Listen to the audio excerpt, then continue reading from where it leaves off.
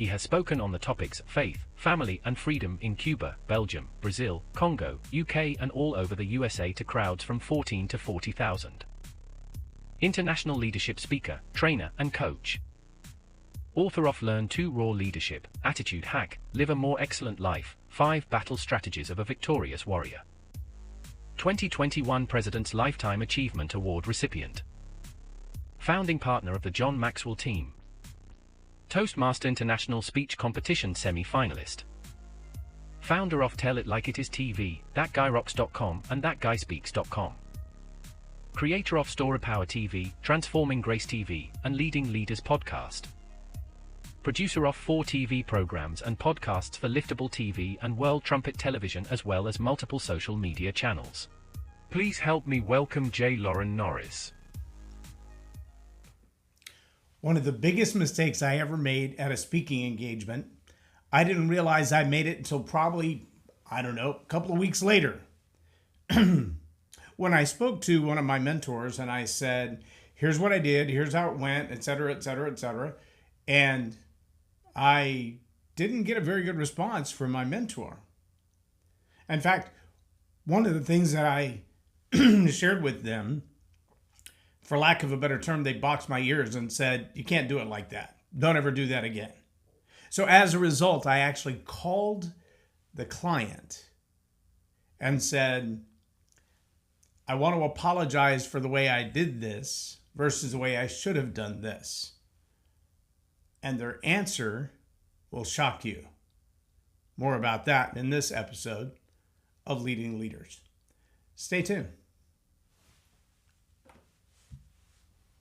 Subscribe now for our extensive video library of leadership lessons promoting faith, family, and freedom.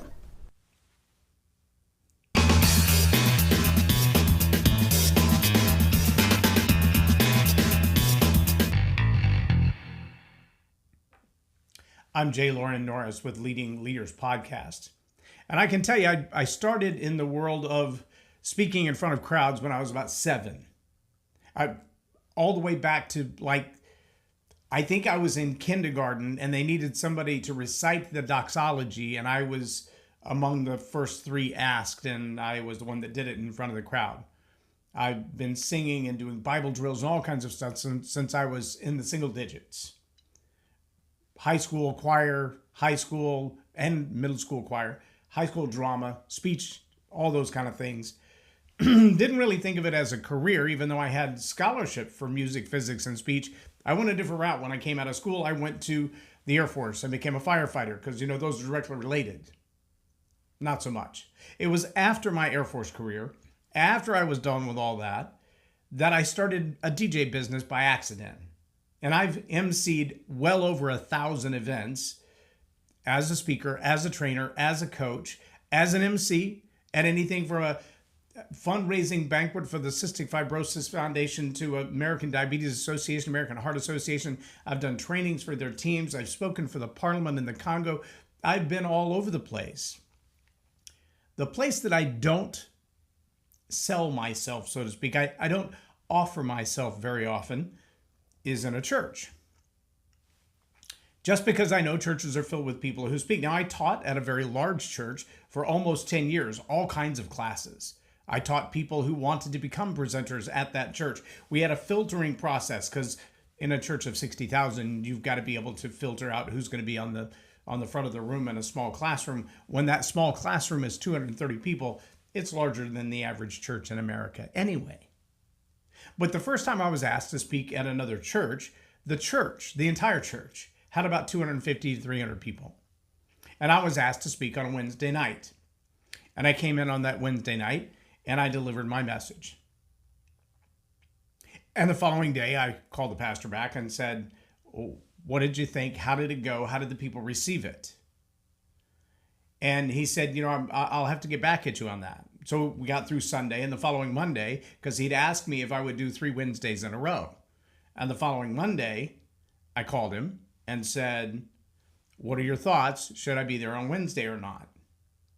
Well, on Sunday afternoon, between getting back with him on Monday and the last conversation we had, I had a chance to speak with one of my mentors. And I told them how things went or how I felt they went. And they put me in my place. See, one of the things that I made the mistake of, and a lot of speakers do this, and this is one of the things that I want to talk to you about, the 6 windows that every leader needs to look through from the position of story power into the world of who they're speaking to. These 6 windows are absolutely critical. And the first one, in fact, this whole teaching comes from this one event. I realized that the first window was the one that I had failed to look through. See, a lot of speakers will do what I did in that event. I walked to the front of the room and I said, look, I've got 9 months worth of content here, but I've only been given X amount of time to deliver it. So hold on to your seats and listen fast because I need to start talking. And I did. I dove right in. I started my teaching. Now, from that point forward, it doesn't matter if what I taught was great or not. What matters was I missed an opportunity. I missed an opportunity to say probably the most powerful thing that any speaker should ever say, that any leader should ever say, even if it's your meeting. Thank you. So let me give that a window definition. I want to call it the honor window. This is the window of time, usually right after the crowd has been introduced to you, whether it's by an intro video or the MC or whoever's welcoming you to the stage. You have to give them that hook. What are you going to talk about? Why are they supposed to listen? And that shouldn't be a long diatribe. That should be the beginning of a story, like the cliffhanger, the abbreviated notes. People do it really well with movie trailers and things of that nature. They find the most important moments of the entire event and they summarize it in 10 to 12 seconds. And then right after that intro is a great time for what I call the honor window. And that's literally when it's almost like an aside. You step out of the moment and you say, first, before I go any further, I want to say thank you to the host, the people who put this event together. Without them, there would be no event. You wouldn't be the guests. I wouldn't be here to deliver this information to you. We would have no connection at all if it weren't for the people who built the building, brought the donuts, put the chairs in place, turned on the lights, brought the cameras, made this possible. If they had not done that, we wouldn't be here. So let's start with a big round of applause and a thank you for those who made this event possible. Next, I want to say thank you to all of you because you've given up your time to be here today. And I don't care if that's a Sunday morning service or a Wednesday or a Friday afternoon banquet or a town hall meeting on Saturday at 3. It doesn't matter when that is. Thank you for giving up your time as an audience to be here because I would have no point in talking if it weren't for you.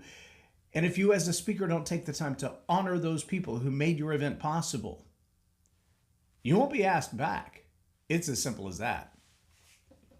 Now, see, the other error that I made was not only that I didn't say thank you, but I also didn't acknowledge my ability to deliver my content in the time given.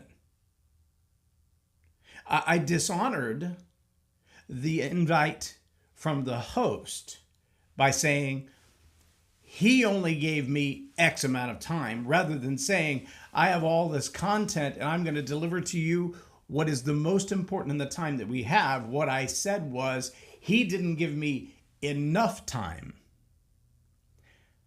That's a bad plan. There is no way to back out of it. You've already messed that up. It's going to cost you. Just be ready for it. The way to be ready for it is plan your honor window while you're writing your speech.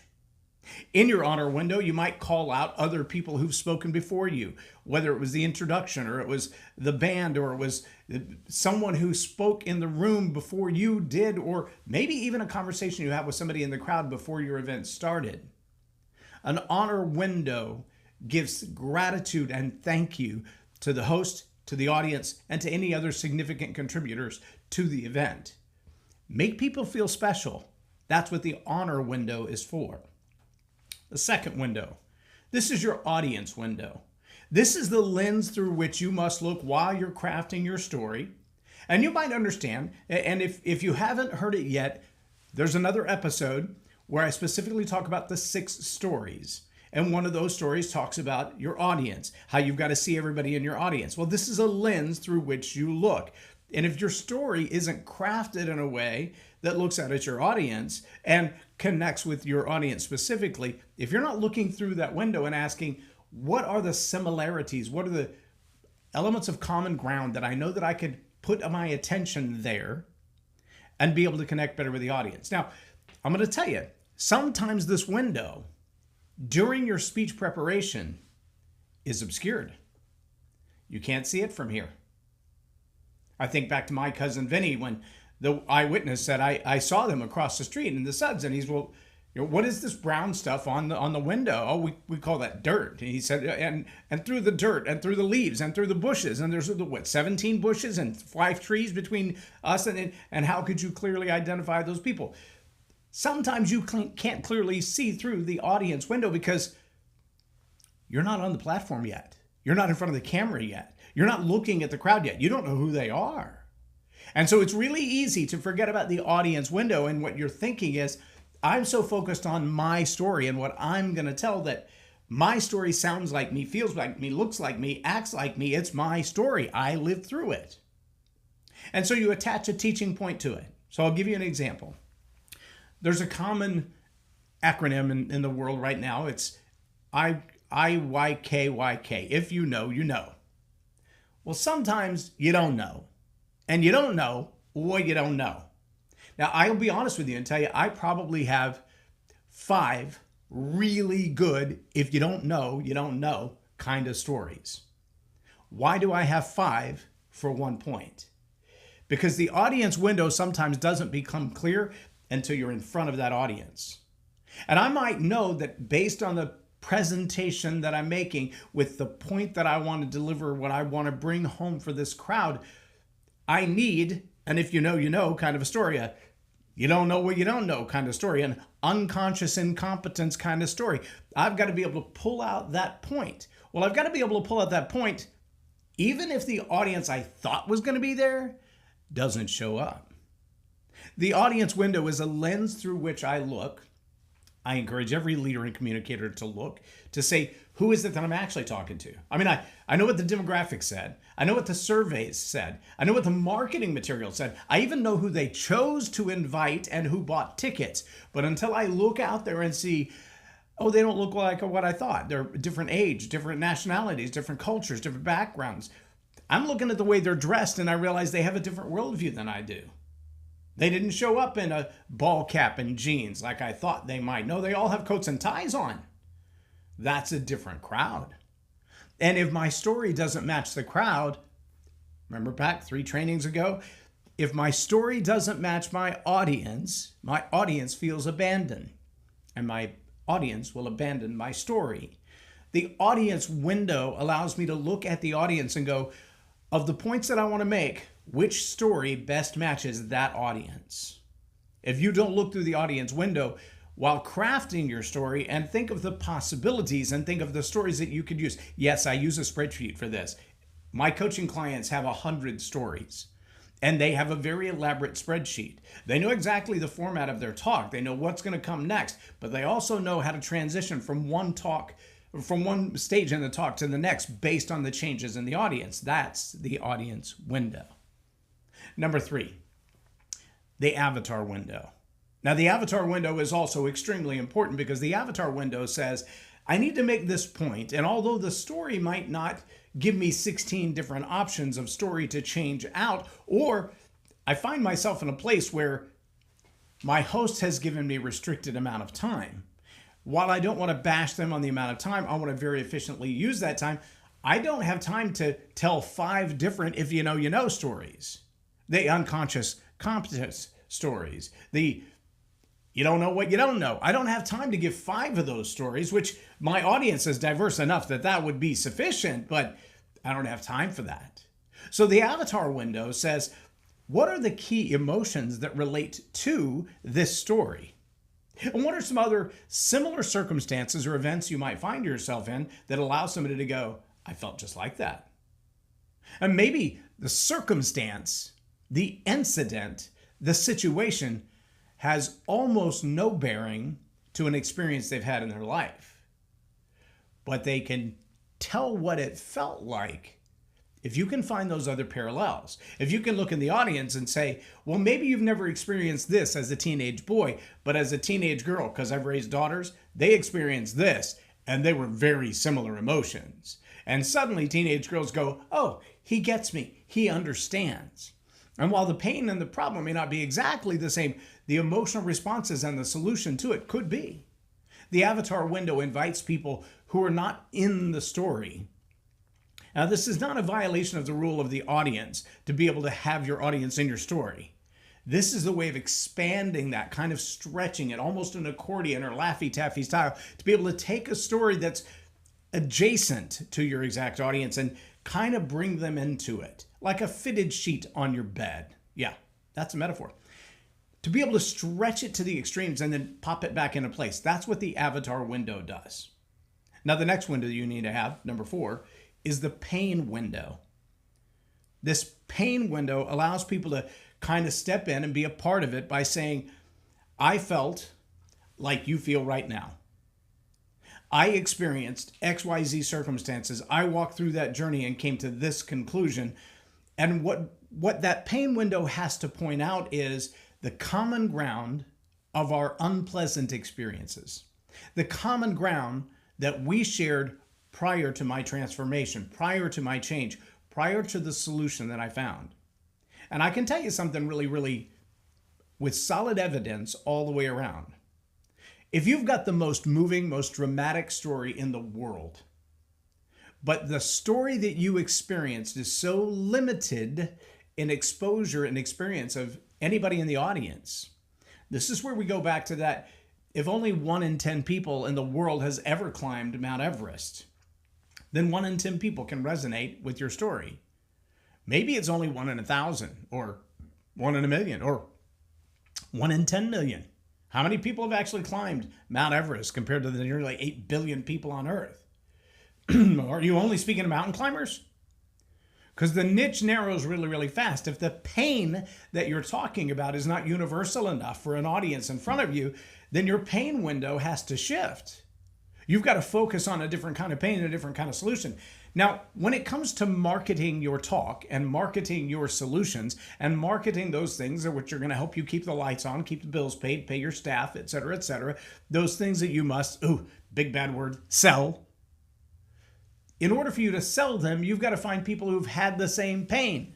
The pain window allows you to look through that lens and say, these are people, this demographic, this audience, this geography, this life experience.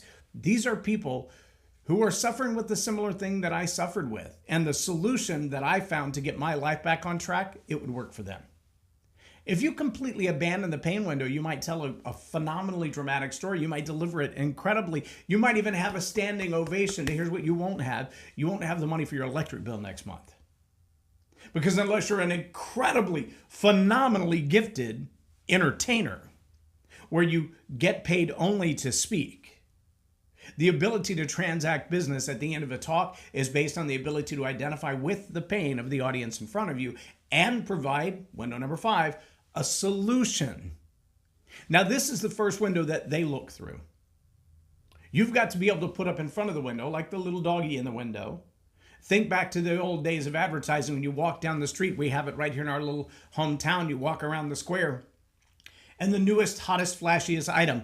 I can't tell you how many times walking to get a cup of coffee, I've got my wife on my elbow, and whoosh, all of a sudden it's like I got a boat anchor, not my wife, because she's like that 3-year-old looking at the flaming hot tennis shoes in the window. She sees a pair of boots or a dress or a skirt or a hat or who knows what it could be, but it's going to grab your attention. It's going to stop you where you're at. You're looking through the window going, that's what I need. That's going to solve my problem. That's going to make me feel better. That's going to make me look better. That's going to make me more comfortable. The solution window exposes, puts on display. Now, it doesn't give away. I mean, when we walk by there, oftentimes my wife will look in that window and go, those are really cute boots. And I look at the price tag and go, they're not that cute. Last Christmas, that didn't work. They were $100, but she still got them. I looked at those boots and went, how often are you going to wear those? She's like, it doesn't matter. They're adorable. I'm like, it does matter if we're going to spend $100 on them, but It's Christmas. What else am I going to give her? So she got the boots. I think I've seen them twice out of the box. Whatever. But see, what they didn't do is hand them to me when we walked by. No. They displayed them through a window that I could see through. I saw the solution. Actually, she saw what she desired and craved. They presented it in such a way that it became a desired craving. And all of a sudden, she absolutely had to have it. She had to have it. She saw herself with those boots on. Here's the second half of that solution window. When they look through that window, it should be like when we go have dinner often, we pick one of three places that literally has a patio on the water. Like one of them, we actually sit there and throw French fries and breadcrumbs to the ducks in the water from our picnic table while we're eating. We're that close to the water. We love it. It's beautiful. Another place, though, we go there when it's hot because we don't want to sit on the patio and sweat while we eat. But the window that overlooks the water, you can see all the boats and all this. It's awesome. There's even one little place where we go sit in the lobby of a hotel because the window wraps around and it's right past the beach. You can see everything going on the lake. And we sit in there when we just want to have a quiet place to read and watch the lake. We love to look through the window. Why? Because on the other side of that window is something we want to see, something we want to behold. So it's not just presenting the solution, putting it up in the window on display, putting a price tag on it, telling people, here's what it looks like. This is what you're going to get for the price. It's got a price tag right there on it. You know what it is. If you want it, come inside and get it and pay the price and you can have it. But the next step of that solution window is the future casting. It's like putting them on the train as it goes through the mountains and all the windows of the train. You can see all the glorious beauty of a beautiful thing to come. When you see that commercial of the train going through the mountains and the snow falling and the waters ruffling down the mountainside rapids and the deer jumping across the tracks as you go, you look at that and you go, I want to go there. I want to be there. That's someplace I want to visit. Why? Because they've painted a beautiful picture of what is to come. It's one thing to have the beautiful pair of black boots that my wife wants so badly, but the fact that they're on a mannequin that's dressed to the nines with their cute little hat on and the perfect little pose, that's what makes mom go, I got to have those boots. That's what makes dad whip out the credit card and go, I'm going to have to buy those boots. Because it's the picture of what the solution will feel like when it's in place. The future cast of what life will be when you have the solution. It's the first window the customer looks through, the audience looks through. All the other windows you're looking through, the honor window, you've got to look through that window and see how to honor those people. The audience window, you've got to look through that window and know that you are talking to everyone that's in front of you. You didn't just write a script that's for you to deliver, it's for them to hear. You've got to have the avatar window to invite them in. You've got to have the pain window where you're looking at the problem they're suffering with and identifying it in the course of your presentation. But now the solution window is an invitation for them to look in and go, you have what I need. And the last piece of this is that ability to look ahead and say, I want to position you to succeed with this solution. I call this the purpose, passion, and plan window. This is the Venn diagram where the purpose, passion, and plan kind of all come together in that one little sliver where they all overlap each other. What is it that you're passionate to solve? What is the plan that you have to get there? What is your purpose in life? Can I bring all those together with the solution? If I can look through the window of your purpose, your passion, and your plan, then I know the solution I'm about to deliver isn't just a solution that would be great to have. I mean, what if my wife walked into the store, saw the beautiful boots on the mannequin, I gotta have those boots, whips out her $100 bill ready to buy those boots, and the only boots they have in the store are size 4. Who wears a size 4? My granddaughter? All right, what good is a size 4 pair of blues? They don't fit. They identify the pain. They look like a solution, but there's no fit. See, even in what I do in Storypower, there are clients that I fire before we start. There are clients that I fire along the way. There are clients that I realize early on, they're not getting it. This is not their style. They think I'm going to write their speeches for them. I don't do that.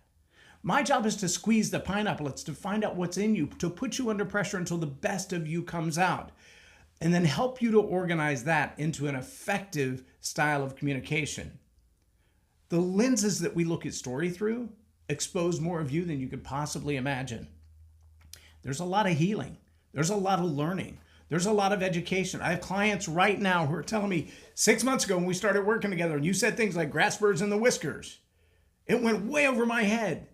But I'm looking at them now and I'm realizing I need to slow down because my ambition to get on the stage was such a rush. I didn't realize how not ready I was. But after working with you 6 months, I realized I need some more time and I need to prepare me better because the weapon I will become when I'm on the stage, the ability to combat these painful problems in people's lives, that comes with a lot of responsibility. That's a lot of power. That's a lot of authority. I better make sure I got it right in my own life before I go out there and start selling it. I need to make sure I have more than one size of boot. I can't have just one solution.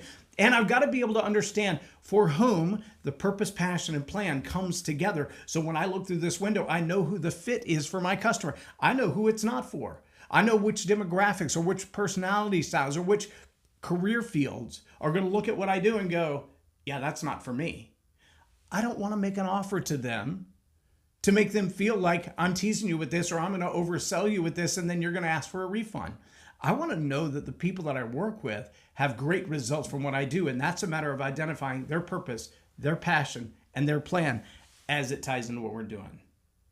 Now, if you've heard those 6 windows, the honor window, the audience window, the avatar window, the pain window, the solution window, and the purpose, passion, and plan window, if you've heard those 6 and you think to yourself, I need to be able to apply that to every talk that I give, to even to the micro stories that I create, then I'd love for you to check out storypoweracademy.com or storypowercoach.com. You can go to either one of those. Storypowercoach.com, you can actually schedule a call with me, like from right there on the screen, spend an hour together, see how it would work out for us. It's not free, but I'll be glad to give you the time to check out the boots, to try them on. I'll even let you walk around the block in them before you decide those are the right ones for me. I'll also tell you, I don't have a one-size-fits-all. What I do is pretty unique. It's pretty intense. Story Power Coaching is not for everybody. If it is for you, I'd love to engage with you. You can find more at storypowercoach.com or storypoweracademy.com. I'm J Loren Norris for Leading Leaders Podcast on Tell It Like It Is TV. Have a blessed day. Loren is a master teacher on storytelling, and I learned so much. I'm really going to have to sit down and go back through everything, and I think I might have to have some more coffees with Loren, but it was totally worth my time, and I really highly recommend it if you're looking to grow your ministry, grow your business, grow your career. Loren will serve you well. Thank you.